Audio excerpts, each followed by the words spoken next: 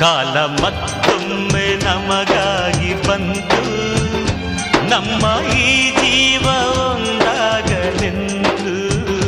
ಕಾಲ ಮತ್ತೊಮ್ಮೆ ನಮಗಾಗಿ ಬಂತು, ನಮ್ಮ ಈ ಜೀವ ಒಂದಾಗಲೆಂದು.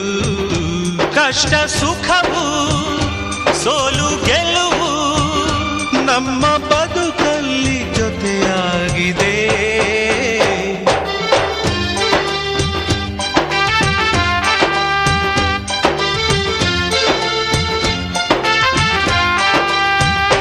ಕಾಲ ಮತ್ತೊಮ್ಮೆ ನಮಗಾಗಿ ಬಂತು, ನಮ್ಮ ಈ ಜೀವ ಒಂದಾಗಲೆಂದು.